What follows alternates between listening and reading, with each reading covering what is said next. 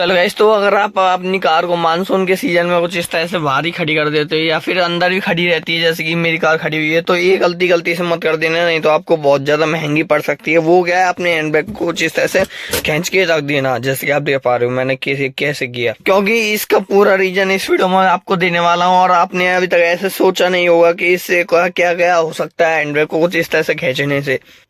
और जो कि लगभग मेरी सभी गाड़ियों में हो चुका है, जैसे कि ये 2017 मॉडल है, इसमें हो चुका है, 2021 मॉडल है उसमें हो चुका है, 2015 मॉडल है उसमें भी हो चुका है। अब मान लो कि आप तीनों गाड़ियों में हो चुका है, तो सभी लगभग मानसून के सीजन में तो सभी कार्स में नॉर्मल हो जाते हैं, अगर आप ये गलती करते हो तो। अभी तो मैं इसको नीचे कर देता हूँ, कहीं अपनी कार में प्रॉब्लम हो जाए, तो इसको थोड़ा सा कुछ इस तरह से करते हैं, बस टाइट ना खींचते हैं।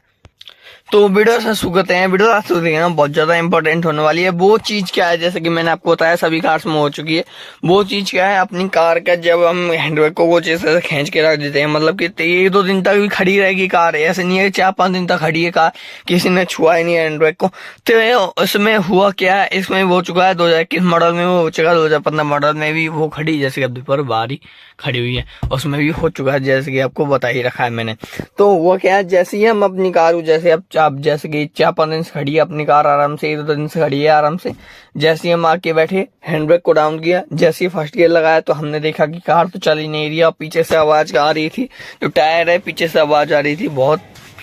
बहुत बेकार सी, मतलब कि जैसे ऐसी आवाज आ रही थी जैसे कि हमने हैंडल को फिर खींच के रखा है, फिर हम अपनी कार में एक्सीलेटर दे रहे हो, तो ऐसी आवाजें आ रही थी। इससे मतलब मुझे एक बार में समझ में आ गया कि क्या हुआ अपनी कार में। सिंपली हुआ क्या है, जैसे कि 4-5 दिन से, मतलब 1-2 दिन नहीं खड़ी रही, 4-5 दिन तो हुए भी नहीं अपनी कार को, 1-2 दिन से जैसे मैंने अपनी कार के हैंडल को जिस तरह से नॉर्मली रखा था, ऐसे भी नहीं है फुल खींच के रखा, मतलब नॉर्मली जैसे कि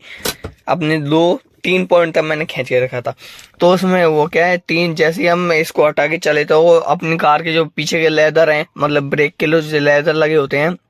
ब्रेक वो फूल गए, मतलब कि जो बारिश होती है जब टायरों पे पड़ती है बारिश, तो उससे वो फूल गए जो लेदर लगे होते हैं ब्रेक पैड्स पे। तो उनसे वो क्या, अपनी कार के जो टायर है वो इनसे जाम हो गए, मतलब कि जो लेदर है यहीं पे स्टक हो गए। फिर हमने किया क्या, कई कार्स में बड़ी प्रॉब्लम भी हो सकती है, कई कार्स में छोटी प्रॉब्लम हो सकती है। मैंने इसको लगभग, मतलब ऐसी सिचुएशन में अगर, मतलब कि इसका तो ढीला था, लेकिन 2021 मॉडल वाली था वो तो हिल ही नहीं रही थी, तो हमने किया क्या, लगभग 1-2 मिनट तक कभी हमने आगे की उसको, कभी हमने पीछे किया, कभी आगे कभी पीछे, तो फिर जाके उसकी प्रॉब्लम को सॉल्व हुई। और इतने में भी अगर आपकी प्रॉब्लम ना हो, मतलब कि सॉल्व, आप ये बार ये ट्राई करके देख लेना। फर्स्ट गियर में लगाया, थोड़ी सी आगे करी कार, बैक गियर लगाया, पीछे करी, फर्स्ट गियर लगाया, आगे करी, तो ये ट्राई करके देख लेना। अगर फिर भी अपने जो व्हील है फ्री नहीं होता है, तो टायर ही खुलेगा, फिर से जो ड्रम है उसके खुलेंगे, फिर जो पैड्स हैं मतलब कि उनको देखेंगे कि वो खराब तो नहीं हो गया, या फिर फूल गया तो चेंज ही होंगे, और मोटा खर्चा हो सकता है आपका।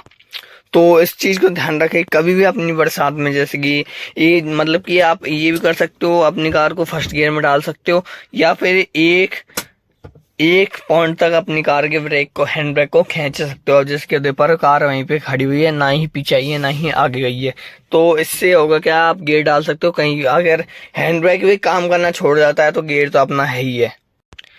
तो सबसे बेस्ट तरीका, अपनी कार को गियर में डाल दो और हैंड ब्रेक को एक पॉइंट तक ही रखो। अगर ऐसा करोगे तो कभी अपनी कार में प्रॉब्लम नहीं आएगी, ना ही ब्रेक से रिलेटेड और ऐसी दिक्कत नहीं होगी। तो वीडियो में बताया, वीडियो धन्यवाद, थैंक यू सो मच।